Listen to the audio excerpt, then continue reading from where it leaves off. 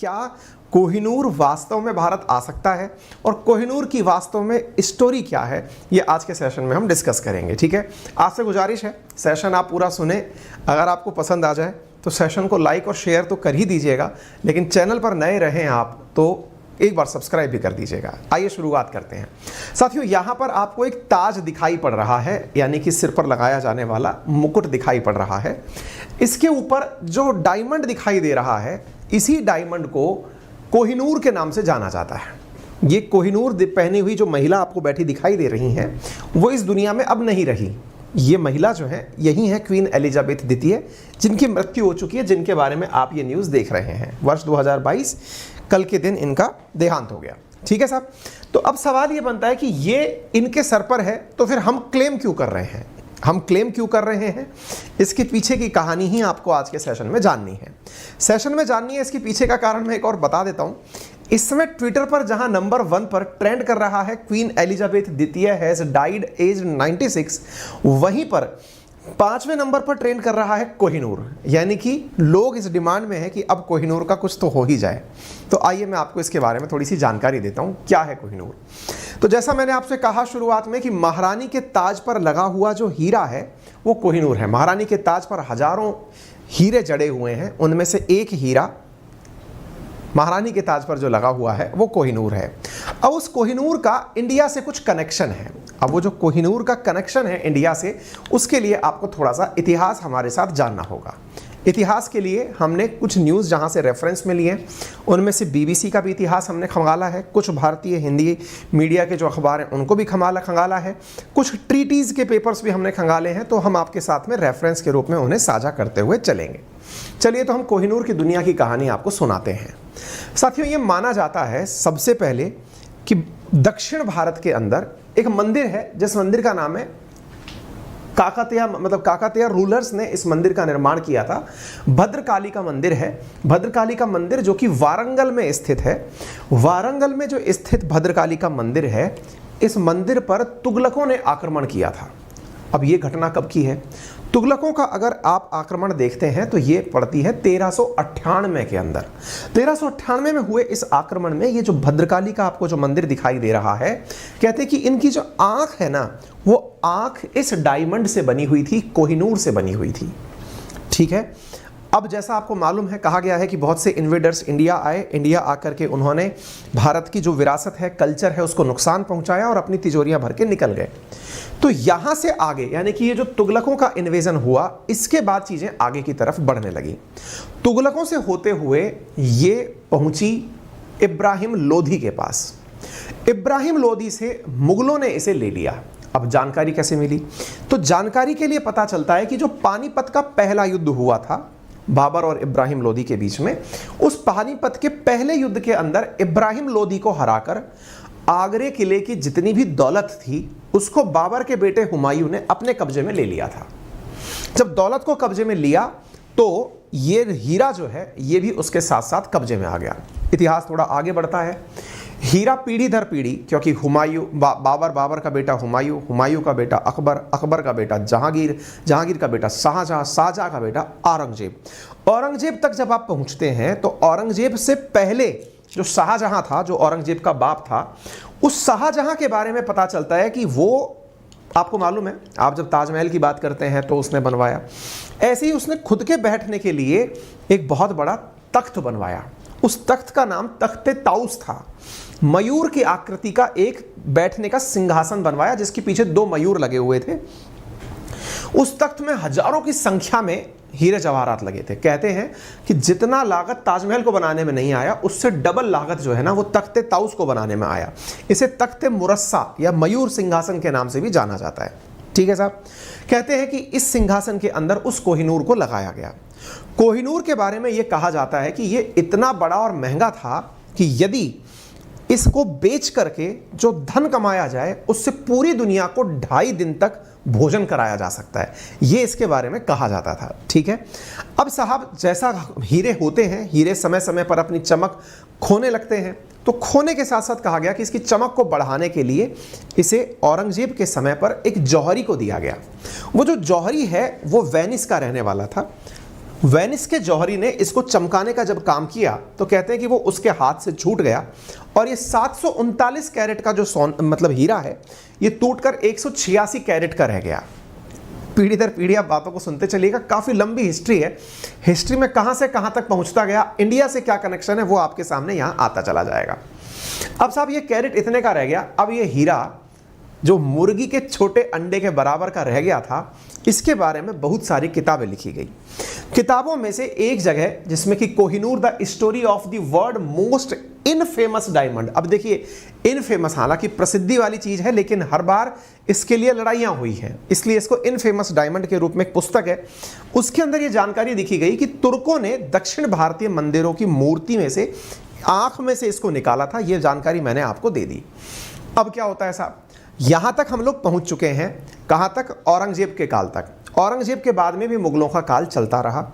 उस मुगलों के काल में भारत में आक्रमण होता है नादिर शाह का। नादिर शाह जो कि एक ईरानी था, अफगानिस्तान के रास्ते आते हुए आया था।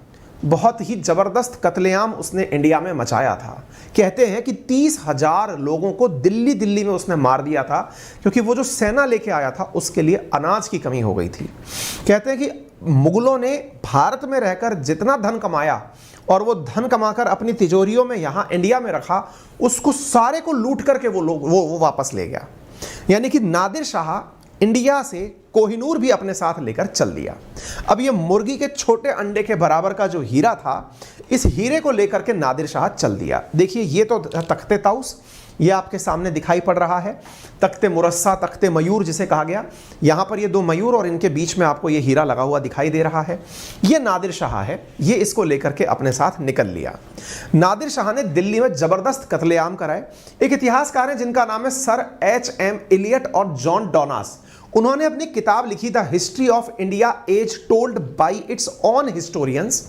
इसमें उन्होंने कहा कि नादिर शाह के 40,000 सैनिक जब दिल्ली में एक बार में ही एंट्री किए तो वहां पर अनाज का संकट उत्पन्न हो गया। इतना अनाज था नहीं, तो अनाज मांगने के लिए दुकान वालों के पास जब ये गए तो लोगों ने अनाज इनको दिया नहीं, आटा इनको दिया नहीं खाने पीने के लिए, तो इन्होंने कत्लेआम मचाना शुरू कर दिया। दिल्ली के अंदर, मेन दिल्ली जो है वहां के आसपास लाल किला, जामा मस्जिद, दरीबा, चांदनी चौक, इन इलाकों में कत्लेआम मचाया गया। एक और इतिहासकार है जिनका नाम है विलेन फोर। उन्होंने अपनी किताब में लिखा in facts of Nadir Shah India's campaign. उसमें कहा कि मोहम्मद शाह रंगीला का शासन हुआ करता था जब नादिर शाह का अटैक हुआ 1739 की बात कर रहे हैं हम। तो उस अटैक में क्या हुआ कि वहां पर ये जो सेनापति था मोहम्मद शाह रंगीला का, ये सेनापति नादिर शाह के सामने हाथ बांधकर पहुंचा और कहा कि आप यहां पर कत्लेआम मचाना बंद करिए, आप यहां से चले जाइए। तो इसने बदले में कहा कि हम चले तो जाएंगे लेकिन इसकी एवज में आप हमें 100 करोड़ रुपए देंगे। 100 करोड़ रुपए, बात हो रही है 1739 की। मतलब ये इतना धन था जो कि मुगलों ने 348 साल के शासन में इंडिया में रहकर कमाया था। नादिर शाह उस कमाई हुई दौलत को अपने साथ लेकर यहां से चल दिया।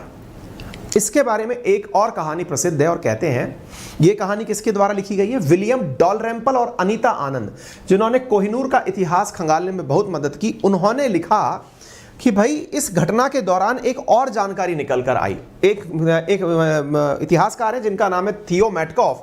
वो लिखते हैं अपनी जानकारी में कि नादिर शाह के दरबार में एक नर्तकी यानी कि एक नाचने वाली महिला ने नादिर शाह को मुखबिरी दी कि जो मोहम्मद शाह है वो अपनी पगड़ी के अंदर कोहिनूर को छुपा कर रखा हुआ है। ऐसी स्थिति में जब पूरा धन तो वो ले जा रहा था और कोहिनूर की जानकारी उसके पास नहीं थी, तो उस समय नादिर शाह ने मोहम्मद शाह से कहा कि दोस्ती की रस्म निभाते हुए आइए हम दोनों एक दूसरे से अपनी पगड़ी ट्रांसफ़र कर लेते हैं। और पगड़ी ट्रांसफ़र के साथ, धोखे के साथ, वो जो हीरा है वो एक सर से दूसरे सर पर चला गया। ये कहानी किसने कहा, ये कहानी कही है थियो मैटकॉफ, जो कि एक इतिहासकार हैं। देखिए हिस्ट्री में जो जानकारियां हैं ये इतिहासकार खंगाल के निकालते हैं और आप तक ये जानकारियां पहुंच गई हैं। फिर क्या होता है साहब, अब दिल्ली से लूटकर अफगानिस्तान के रास्ते ईरान ले जा रहा था नादिर शाह। इसकी जानकारी मोहम्मद काजिम मारवी ने अपनी पुस्तक आलम आरा ए नादरी के अंदर लिखी।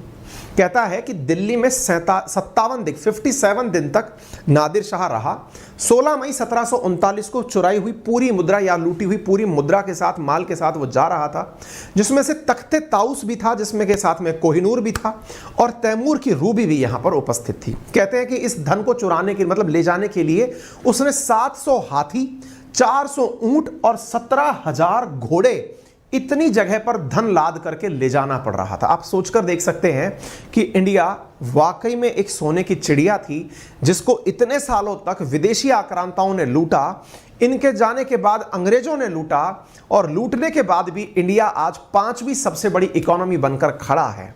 बस विश्वास करने की आवश्यकता है, तो वो केवल इतना कि यदि आप अपने अंदर जो नौकर है उसे मारकर मालिक पैदा कर लें, तो इंडिया कब इन सबको पीछे छोड़ देगा, किसी को अंदाजा नहीं है। आज जो हमारे मन में है ना कि हम नौकर बन जाएं, उसकी जगह हम अगर मालिक बन जाएं, ये वाला विश्वास अंदर वापस ले आएं कि हम अपने द्वारा लोगों को नौकरी देंगे, इंडिया स्वतः ही वापस स्वर्णिम पहल तक पहुंच जाएगा। सोचिए कितना धन लूट कर ले जाया जा रहा था। ये कहानियां कोई अखबार की कही हुई नहीं है, ये इतिहासकारों की कही हुई जानकारियां हैं जो आप देख रहे हैं। ठीक है, आप यहां पर देख सकते हैं कि पूरी सेना जो है ना, वो भी यहां से हीरे जवाहरात चोरी करके ले जा रही थी। चेनाब नदी के पुल पर से जब हर सैनिक की तलाशी ली जा रही थी कि किसी सैनिक ने तो हीरे जवाहरात चोरी नहीं कर लिए, और उनकी जब चोरी मतलब जांच की जा रही थी, तब उनमें से कई सिपाहियों ने हीरे जवाहरात जमीन में गाड़ दिए, किसी ने नदी में फेंक दिए कि कहीं पकड़े ना जाएं। इस तरह से अंदाजा लगा सकते हैं कि सैनिकों के पास भी कितने हथियार वो थे, मतलब चुराया हुआ धन था। अब आप पूछेंगे फिर क्या हुआ। अब साहब ये पहुंच गया नादिर शाह के पास। नादिर शाह के बाद में नादिर शाह का एक अंगरक्षक हुआ करता था, जिसका नाम था अहमद शाह अब्दाली। ये वही अब्दाली है जो पानीपत की तीसरी लड़ाई के लिए आप जानते हैं, जिसके ऊपर पानीपत करके फिल्म भी इंडिया में बनी है। अब ये जो अहमद शाह अब्दाली है ना, इससे 1813 में भारतीय पंजाब के राजा रणजीत सिंह ने इस हीरे को जीत लिया। यानी कहां से शुरू हुआ था? दक्षिण भारत वारंगल से शुरू होता होता ईरान पहुंचा, ईरान से अहमद शाह अब्दाली अफगानिस्तान, और वहां से होता हुआ वापस रणजीत सिंह जी के माध्यम से कहां आ गया? पंजाब आ गया। रणजीत सिंह जी के पास में ये रहने लगा, और रणजीत सिंह जी इसको बहुत बखूबी सजाकर साथ में रखने लगे। ये कहानी अंग्रेजों के आने के बाद की है, मतलब अंग्रेज इस समय बक्सर प्लासी कर चुके थे। ये उस तरह की कहानी है साहब। फिर क्या हुआ? अब जब ये थे तो रणजीत सिंह जी जब इस हीरे को पहना करते थे, तो कोहिनूर को दिवाली, दशहरे आदि त्योहारों पर आम जनता के लिए बाहर निकाला जाता था, दिखाने के लिए कि देखिए कितना खूबसूरत हीरा है ये। सब लोगों को ये लिखा, कहते हैं कि दुनिया भर के लोग इस हीरे को देखने के लिए दूर दूर से आते थे। मुल्तान, पेशावर, दूसरे जगह से लोग आकर के इस हीरे को देखने के लिए पहुंचा करते थे। फिर क्या हुआ साहब? अब चूंकि अंग्रेज आए थे, जब दुनिया इतना धन लूट कर ले जा चुकी थी, तो अंग्रेजों के मन में भी तो यही था कि भाई अब हम भी थोड़ा लूटें। तो अंग्रेज जब लूटने के लिए यहां पहुंचे, तो अंग्रेजों ने सिखों के साथ लड़ाई लड़ी। सिखों के साथ जब सत्ता की लड़ाई लड़ी, तो 1839 में रणजीत सिंह जी की हो गई मृत्यु, और सत्ता के संघर्ष में 1843 में 5 वर्षीय दलीप सिंह, जो कि रणजीत सिंह जी के बेटे थे, उनको सत्ता पर काबिज करा दिया अंग्रेजों ने। अंग्रेजों की एक बड़ी चालाकी हुआ करती थी, युद्ध में अगर किसी को हरा भी दिया, संधि करके माल तो सारा लूट लेंगे, राजा उन्हीं के किसी आदमी को बनाएंगे। क्यों? क्योंकि मुट्ठी भरी तो अंग्रेज इंडिया आए थे, वो तो इंडिया के ही लोगों को इंडिया पर ही शासन करा के धन लूटते थे। ऐसी स्थिति में उन्होंने दलीप सिंह जी को यहां पर बिठा दिया। अब ये हुआ कि ये जो आंग्ल और सिख युद्ध था, ये सेकेंड आंग्ल सिख युद्ध था, और इस युद्ध के अंदर जब सिखों के युद्ध के साथ जब संधि की गई, तो इस संधि में यह कहा गया कि अंग्रेजों को सिखों ने अपने द्वारा संधि के परिणाम स्वरूप ये हीरा सौंप दिया। तो राजा कौन से हुए उस समय? दलीप सिंह, जो कि मात्र 5 साल के थे। अंग्रेजों को डर था कि अगर ये बड़े हो गए, और कोहिनूर जो अब अंग्रेजों तक पहुंच चुका है। अब देखिए अंग्रेजों तक पहुंचने की कहानी भी बड़ी दिलचस्प है साहब। इस कहानी में कोहिनूर जो है वो पहले डलहौजी के पास आया। डलहौजी जो कि यहाँ पर गवर्नर जनरल बनकर आया हुआ था, उसको अपनी स्वामी भक्ति दिखानी थी महारानी विक्टोरिया के लिए, कि महारानी को यह दिखाया जाए कि महारानी मैंने आपके लिए देखिए क्या जीत लिया, यानी पूर्व में आपका झंडा गाड़ दिया, झंडा बुलंद कर दिया। तो डलहौजी ने इस हीरे को यहां से यानी इंडिया से लाद कर इंग्लैंड भेजने के लिए जहाज पर चढ़ा दिया। दलीप सिंह जी उनके लिए संकट बन गए कि यार कल को ये बच्चा बड़ा हो गया, हमने राजा तो बना दिया और इसने वापस हीरा मांग लिया तो क्या होगा। इसलिए उन्हें भी पढ़ाई करने के लिए इंग्लैंड भेज दिया गया। महारानी दलीप सिंह जी को इसलिए साथ रखने लगी, प्यार से व्यवहार रखने लगी कि कहीं ये बच्चा बड़ा होकर के हमसे अपना हीरा वापस ना मांग ले। ये वो ट्रीटी है जिसको कि आप सभी लोग रेफरेंस में इसलिए देख लें क्योंकि आगे चलकर आपके ये काम में आने वाली है। क्या है इधर देखिए, the gem called Kohinoor which was taken from Shah Shuja al Mulk by Maharaja Ranjit Singh shall be surrender by Maharaja of Lahore to the queen of England. अब महाराजा ऑफ लाहौर सुन लीजिएगा, उस समय इंडिया और पाकिस्तान एक थे, तो रणजीत सिंह जी जो उस समय पंजाब लाहौर के राजा थे वो इंडिया वाला ही लाहौर, यानी कि पाकिस्तान भी तो इंडिया का ही हिस्सा था। ये लाहौर शब्द याद रखना क्योंकि इससे चलकर कुछ और बातें आएंगी। इस लाइन में 3 चीजें हैं जिन्हें आप याद रख सकते हैं। पहला, विच वॉज टेकन फ्रॉम शाह सूजा मुल्क, ये कहां का था? अफगानिस्तान का। रणजीत सिंह जी ने शाह सूजा को हराकर इसको अपने पास लिया था। रणजीत सिंह जी के बेटे दलीप सिंह ने इस संधि के माध्यम से अंग्रेजों को यह हीरा सौंप दिया। उस समय ये राजा कहां के हुआ करते थे? लाहौर के हुआ करते थे। 3 देश इन्वॉल्व कर दे रहा हूं अभी, शाह सूजा अफगानिस्तान का, लाहौर हो गया अब वर्तमान में पाकिस्तान का, और रणजीत सिंह को तो हम इंडियन मानते ही हैं, तो इंडिया का क्लेम तो ओरिजिन से ही चला आ रहा है। ये ट्रीटी की लाइन है जो आप लिखी हुई यहां पर देख रहे हैं। अब सुनिए आगे की कहानी। कहानी अगर अच्छी लग रही हो ना तो इसको और शेयर कर देना क्योंकि बहुत जबरदस्त रिसर्च करके इसको बनाया गया है। ये सब चीजें ऐसी पड़ी हुई नहीं मिल जाती है, टीम बहुत मेहनत करती है आप तक पहुंचाने के लिए। सेशन को शेयर करना, लाइक करना, ये आप अपनी तरफ से अगर कर देते हैं तो हमारा मोटिवेशन बढ़ जाता है, और जब आप सुनकर खुश होते हैं और बदले में आप हमारा चैनल सब्सक्राइब कर जाते हैं तो हमारी टीम का उत्साह और बढ़ जाता है। हम केवल आपसे यही अपेक्षा रखते हैं। आगे की बात सुनिए। फिर साहब ये जो कोहिनूर है, इस कोहिनूर की कहानी में इंग्लैंड की यात्रा सवार होती है। अब इंग्लैंड की कहानी सुनिए साहब। इसके बारे में एक बहुत बड़ी अंधविश्वास प्रचलित है कोहिनूर के बारे में कि ये जिसके पास गया उसके पास रुका नहीं। मतलब कोहिनूर के बारे में ये अंधविश्वास है कि ये पुरुषों के पास तो टिकता ही नहीं है, टिकता है तो महिलाओं के पास या फिर मंदिरों में, इसके अलावा ये किसी के पास नहीं टिका। जिसके पास गया वहां पर इसने नुकसान पहुंचाया।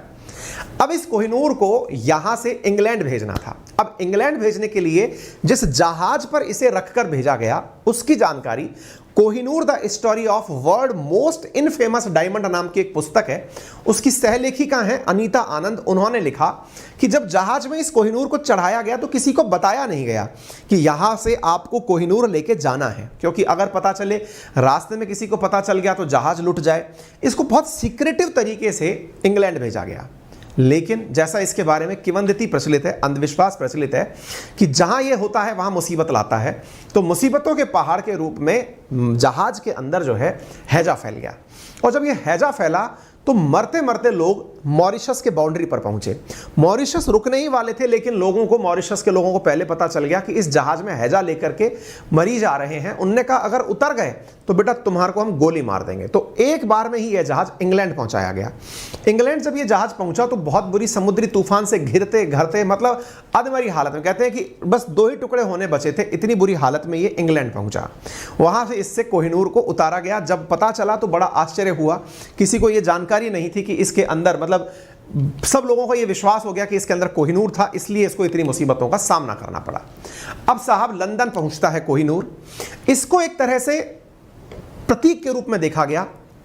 अंग्रेज जो हैं भारत के पश्चिम की तरफ रहते हैं, है ना, तो पश्चिमों ने पूर्व की तरफ अपनी जीत दर्ज कर ली, तो पूर्व पर अपना परचम लहर गया। इसकी तरह से इसकी नुमाइश लगाई गई। नुमाइश का मतलब हुआ आम जनता के लिए दिखाने के लिए इस हीरे को रखा गया। कोहिनूर को ब्रिटेन ले जाने के बाद 3 साल तक इसकी कोई नुमाइश, मतलब 3 साल बाद इसकी नुमाइश, मतलब आम जनता के लिए इसको रखा गया। लोग इसको दूर दूर से देखने आने लगे। कहते हैं कि लंदन में कभी इतनी भीड़ जमा नहीं हुई जितनी इस डायमंड को देखने के लिए, कोहिनूर को देखने के लिए जमा हुई। लोग घंटों घंटों महलों के बाहर खड़े होकर के इंतजार किया करते थे कि भाई हम अंदर जाएंगे और इस महल के, मतलब इसको देखेंगे। ब्रिटिश फौजी ताकत का प्रतीक बन गया। कुछ इस तरह की पुरानी तस्वीरें वर्तमान में भी मार्केट में हैं, आप देख सकते हैं। यहां पर बीच में नुमाइश के लिए इसको रखा गया था, ये आप देख सकते हैं। लोग दूर दूर से आकर के, उस समय की कुछ तस्वीरें हैं जहां पर आकर के इसको देखा करते थे। अब दलीप सिंह ने कोहिनूर रानी विक्टोरिया को भेंट किया, इसको लेकर के बहुत बड़ी बात है, और वो ये है कि दलीप सिंह जो उस समय बच्चे थे उनसे एग्रीमेंट साइन करवा लिया गया कि आप महारानी विक्टोरिया को ये सौंप रहे हैं, ये बात कह दीजिए। महारानी विक्टोरिया को अंदर से कहते हैं कि इस बात का गिल्ट था कि दलीप सिंह बहुत छोटे हैं और उन्हें जब इस बात का बड़े होने पर एहसास होगा कि उनके साथ धोखा हुआ है तो वो इसको कभी पहनने से बचती थी। इसी वजह से उन्होंने कोहिनूर को पहनने की जगह अपनी तिजोरी में छुपा करके रखा। लोगों को यह बात पता चले इसलिए दलीप सिंह जो है उनको हमेशा इस चीज से दूर रखा। दलीप सिंह जब बड़े होने लगे तब उनको कहा गया कि मैं आपको एक नायाब चीज दिखाना चाहती हूं। कहते हैं कि कोहिनूर को जब दलीप सिंह को दिखाया गया तो दलीप सिंह उसे लेकर खिड़की के नजदीक गए और खिड़की के नजदीक जाकर के कहा कि ये अब वो कोहिनूर नहीं है जो हमारे पिताजी पहना करते थे, इसे अब बहुत ज्यादा काटा पीटा जा चुका है, इसकी चमक जा चुकी है। लेकिन दलीप सिंह जो है वो उस समय तो देख करके उसे खुश हुए, लेकिन फिर महारानी को उन्होंने वापस सौंप दिया और कहा कि विक्टोरिया ये मैं आपको बहुत सम्मान के साथ इसे तोहफे में दे रहा हूं। अब ये बात फिर से बहुत बड़ी है कि उस समय कौन प्रेजेंट था जिसकी प्रेजेंस में ये बात कही गई, लेकिन आपको मानना पड़ेगा विक्टोरिया को उन्होंने कहा, ऐसा अंग्रेजों के द्वारा इतिहास में मेंशन किया गया है कि साहब विक्टोरिया को दलीप सिंह ने खुद से खुश होकर के दिया। कुछ नाटक भी इस चीज के ऊपर बने हैं, हमने उसी के रेफरेंस में एक तस्वीर आपके साथ साझा की है। दलीप सिंह जो है अब बड़े होकर के वहां से इच्छा जाहिर की कि मैं अपनी मां से मिलकर आऊंगा साहब। उनकी मां को नेपाल में रखा हुआ था, इनकी मां का नाम था जिंदन कौर। जिंदन कौर से मिलने के लिए इंग्लैंड से चलकर दलीप सिंह वापस इंडिया आते हैं। कलकत्ता में उनके मिलने की जगह रखी जाती है।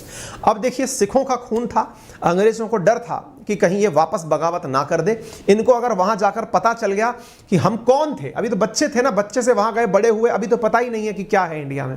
तो कहते हैं कि जिंदन कौर जब यहां पर मिलने उनसे पहुंची तो अपने उनकी आंखें जा चुकी थी, जिंदन कौर की आंखें जा चुकी थी, यानी कि वो अंधी हो चुकी थी। उन्होंने अपने बच्चे को जब सहलाया तो उन्होंने सिर पर देखा तो जिंदन कौर ने पाया कि इनके सर पर बाल नहीं है। बाल से मतलब जो सिख अपने सिर पर टर्बन पहनते हैं वो नहीं है और बाल कटा चुकी हैं। इससे वो बहुत ज़्यादा नाराज हुई और वो बहुत ज़्यादा चिल्लाने लगी कि ये क्या तुमने कर लिया। एक प्रकार से इनके कल्चर से भी सिखिज्म को दूर किया जा रहा था। लेकिन जैसे ही सिख सैनिकों को ये बात पता चली, जो कि उस समय पर युद्ध के लिए कहीं दूर गए हुए थे, अफीम युद्ध के लिए चीन गए हुए सिख सैनिक थे, उन्हें जब पता चला कि रणजीत सिंह के बेटे दलीप सिंह कलकत्ता आए हुए हैं तो वो उनसे मिलने पहुंचे। महल के बाहर नारे लगने लगे, सत श्री अकाल, जो बोले सो निहाल। इससे डर गए अंग्रेज और उन्होंने तुरंत इन दोनों को वापस से जहाज पर बिठाया और रवाना कर दिया। अदन की खाड़ी के पास जाकर के कहते हैं कि जब ये बातें पता चली, रानी को ये सब बातें बुरा लगा। इन्होंने कहा कि अब हम वापस नहीं जाएंगे, हम अपना पुराना वापस इतिहास पाएंगे। लेकिन अंग्रेजों ने उन्होंने कहां मार दिया किसी को कुछ नहीं पता चला।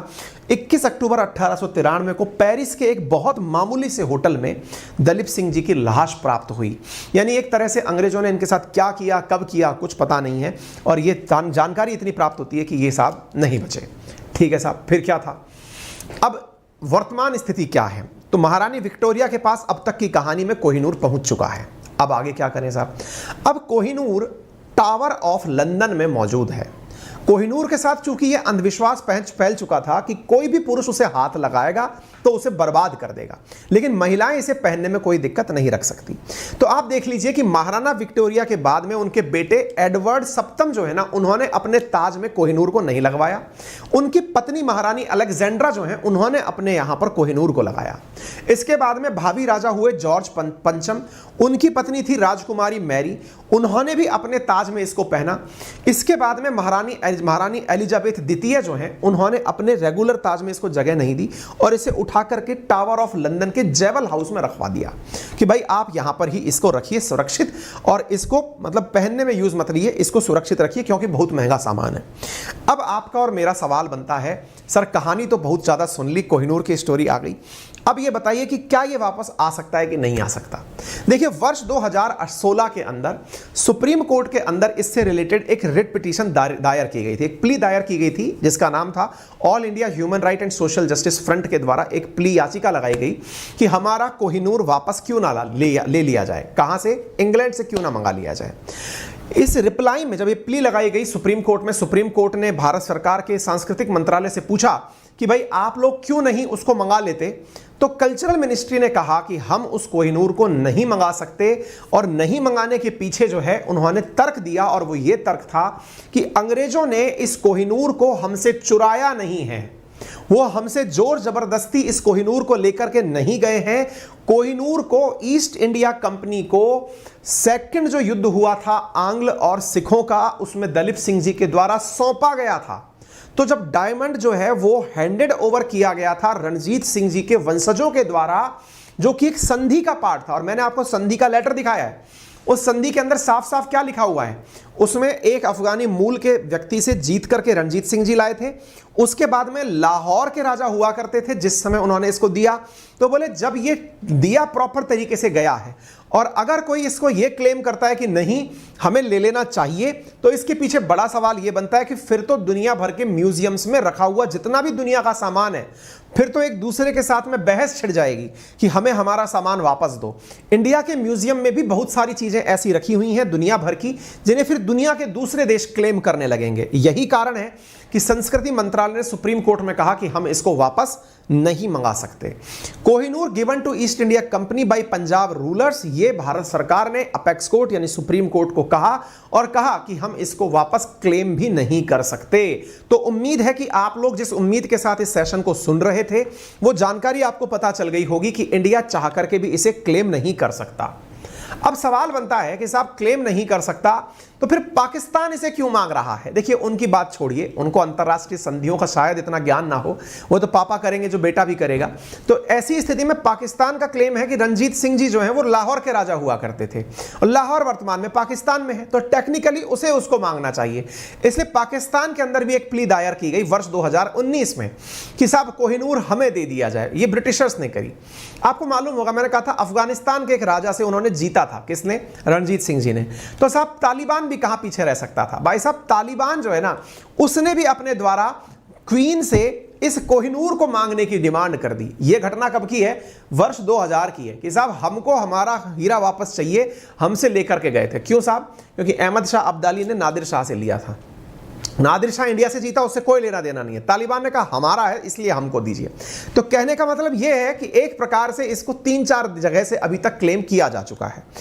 अब इस तरह के क्लेम ना हो दुनिया भर में, इसलिए एक अंतरराष्ट्रीय एग्रीमेंट हो रखा है जिसका नाम है convention of means of prohibition and prevention of illicit import, export and transfer of ownership of cultural property. दुनिया भर के देशों ने 1970 में एक कन्वेंशन पर साइन किया। मतलब इसके ऊपर जब साइन किया, इसमें यह कहा गया कि भाई कोई भी प्री हिस्ट्री चीजें हैं ना उनको कोई भी देश एक दूसरे से क्लेम नहीं करेगा अनटिल अनलेस वो चोरी होकर ना गई हो। ठीक है, इंडिया इसका सिग्नेटरी है और इस वजह से हम इस चीज को डिमांड नहीं करते। अब क्या होगा वर्तमान में उसका, जब क्वीन एलिजाबेथ नहीं रही तो क्या होगा। तो भाई साहब ये जो है ना अब जो राजा बने हैं प्रिंस चार्ल्स से जो किंग चार्ल्स बन रहे हैं, उनकी पत्नी है कैमिला, अब उनको ये मिलने वाला है। तो कैमिला कौन है, तो ये जो क्वीन है ना ये किसकी है, मतलब ये इसके हीरे को अपने साथ लेने वाली हैं। प्रिंस चार्ल्स की जो पत्नी है कैमिला, उनके पास में कोहिनूर जाने वाला है। तो मुझे लगता है कि आपको आज बहुत सारी जानकारियां आज के सेशन में पता चल गई होंगी। ये कैमिला जी हैं जो कोहिनूर को अब अपने विधिवत रूप से स्वीकार करेंगी। जानकारी पता चल गई हो तो कृपया करके इस सेशन को लाइक और शेयर तो कर ही देना। और मुझे पूरी उम्मीद है कि आपको हमारी मेहनत पसंद आई होगी और उस मेहनत में आप हमारे सेशन को, चैनल को सब्सक्राइब करना कतई नहीं भूलेंगे।